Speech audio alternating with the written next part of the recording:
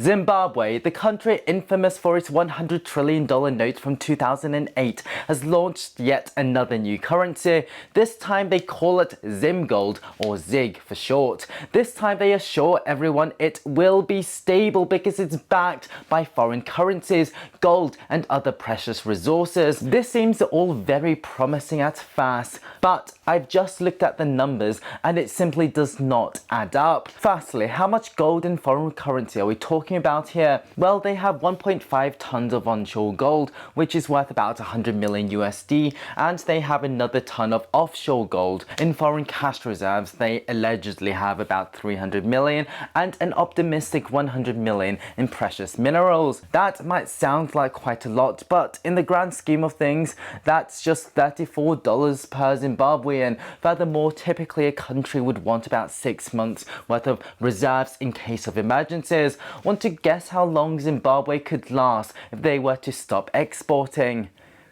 Nope, you're wrong, just 11 days. What worries me is that this is almost exactly the same narrative we heard back in 2016 when they launched their last currency, the bond note. Back then, to make it stable, it was pegged to the USD, so they guaranteed that a certain amount of bond notes was tradable for a fixed amount of USD.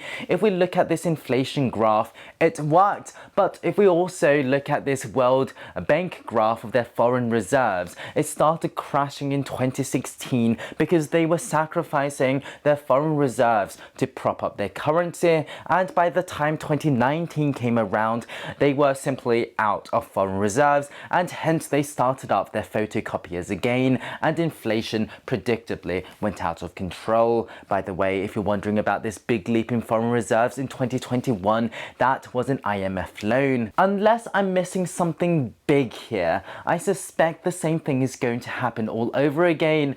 At first, the currency might do pretty well, but as they inevitably use up their foreign reserves to float this new currency, they will run out, and probably quite soon, and off to the printers they go again. But what are your thoughts? Let me know in the comments below.